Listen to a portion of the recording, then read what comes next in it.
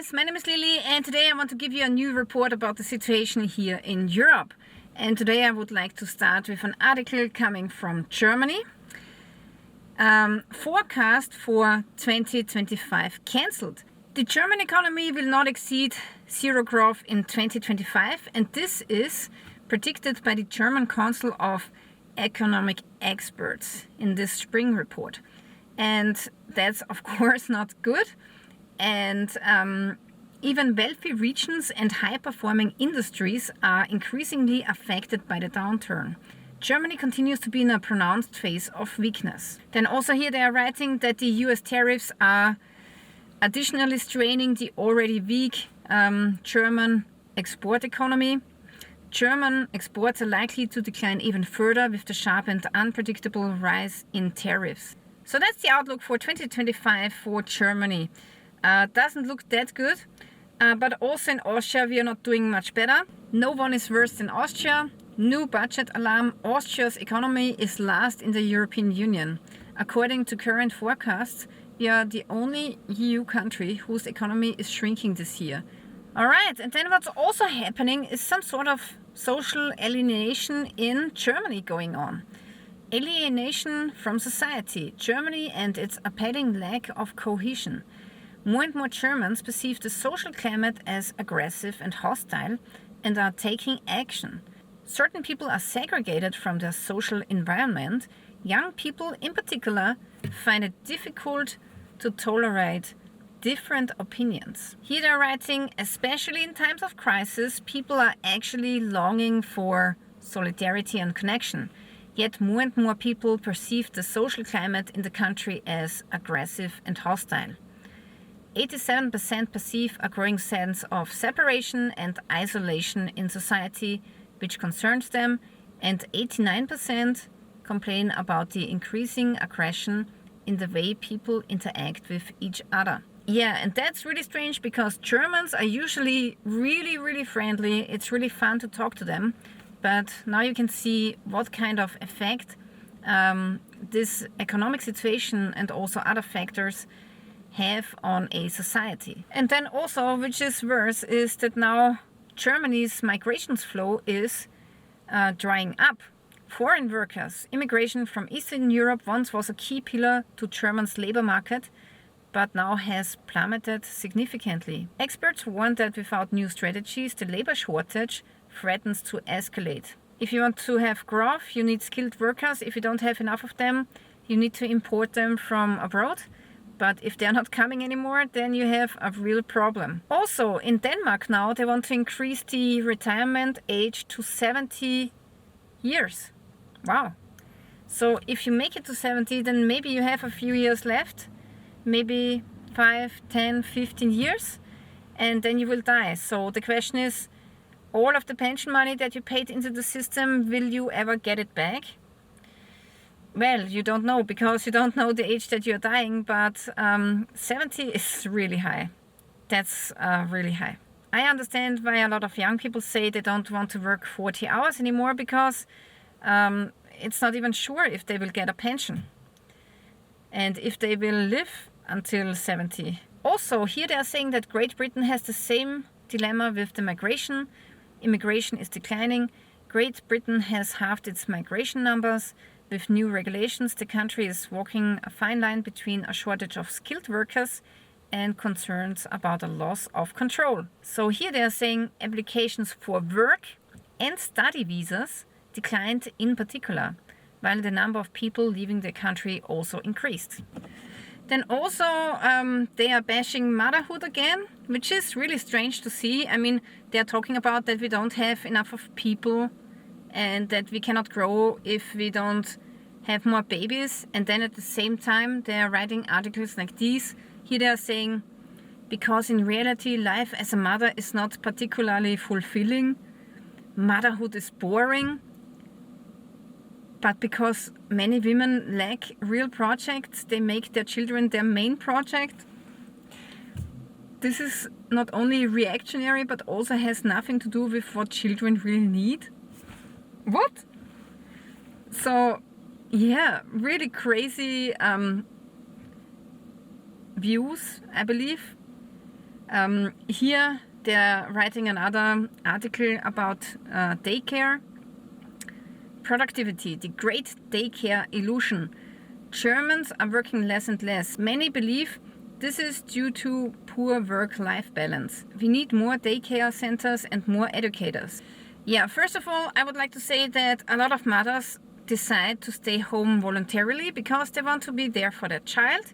So of course, this mother is now paying less taxes, and that's maybe not so much what the government likes. But also I know a lot of women who work part-time and who are mothers. So part-time is great because then you pay less income tax, but you still get an okay salary. But also there's another reason why women don't work full-time, and that's the grandparents. And I have to say I'm really disappointed in this grandparents generation. And from my own experience I can tell you, I know many couples, okay? So many couples, and I would say like 5 couples that I know, 4 grandparents, they don't really want to look after their grandchildren. So that's quite a disappointment. And you know, they always have excuses how they cannot look after the grandchildren. And we know so many people, so many young parents and couples who have this problem now. And this is also now a reason why a lot of women say, I cannot work full time because I have nobody to watch the child in the afternoon, right?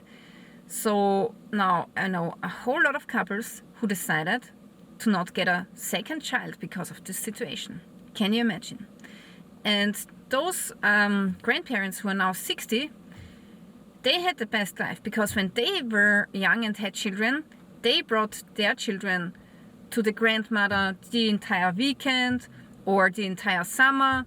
So they've used their grandmothers to look after the children, but now this generation, which is now about 60, 65, they don't want to look after their grandchildren anymore. Now, of course, there are exceptions. We also know grandmothers who love to watch their grandchildren, but the majority that I personally know, the grandparents don't have so much time anymore. And that's of course a problem. That means the population is declining. And then the government is reacting and they say, okay, now we need to replace the growth with migrants because otherwise the economy will be shrinking. Okay, next, our healthcare system is doing really bad. So we are paying a whole lot of taxes for the healthcare system, but we get less quality service each year. So here we have another case of a patient. He has a rib disc, I believe. So that really hurts. And he was scheduled for surgery in 12 months. So he would have waited 1 year to get it for free. But of course, with this kind of condition, which is very painful, you don't want to wait this long. So he got a private surgery and that cost him 6,000 euros. So now we are paying for the healthcare system, but we don't get good service. So now we are paying again for the private costs of surgery. Yeah, then also a very interesting topic about solar systems. Here they are writing, new attack scenario on our power grid. The solar threat is more real than thought. US security agencies are warning about our solar technology in a new report.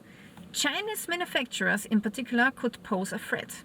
Yeah, because a lot of Chinese parts like inverters were installed in Austrian and European solar systems.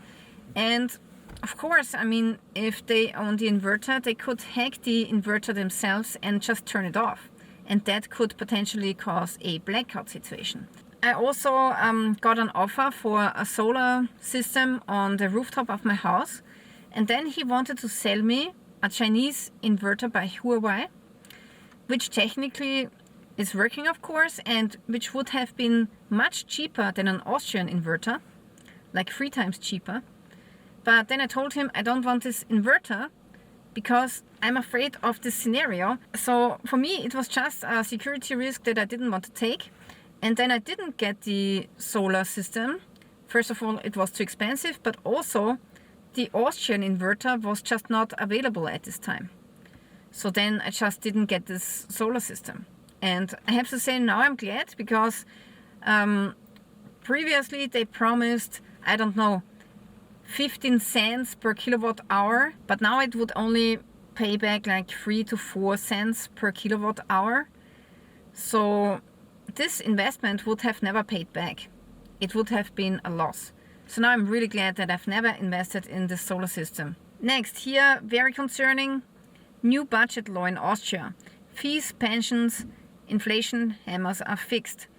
The government's €1 billion austerity package is now moving fast. So basically, they want to raise federal fees for passports and other travel documents, as well as increasing health insurance contributions for pensioners. Passports will become 50% more expensive. Here we have another article about the alarming increase of poverty. Only €15 a day to live on. Saving is impossible. Figures from the Caritas social counseling service paint an alarming picture of poverty in Austria. Poverty rates remain high and pressure is increasing. More than 50,000 people have contacted the social counseling center. That's an increase of 40%. So this is primarily due to the rising costs, and also low-income households are affected. Yeah, and last but not least, there's also another really bad news for smokers. The next price avalanche is coming for smokers, higher tobacco taxes, but also now, because the cigarettes are becoming more expensive, I see smokers smoking less or stopping and quitting smoking. So another expert was saying that actually rising the nicotine tax or tobacco tax is not always making sure that the government will get more taxes. So I know some people, they have troubles with the money right now. They have been smokers all of their lives, and now they have stopped smoking because of the money, because they cannot afford it anymore. So raising taxes and raising taxes and raising taxes does not mean that you will get more taxes in the end, because the consumer reacts and will purchase less products in the end. Alright guys, so this is it for this week. So I really want to thank you for watching my videos. Also follow me on Twitter, because I will post the same videos on my Twitter news channel, which is called SurvivalLilly News. So yeah, that's it guys. Thank you for watching, and stay tuned till next time.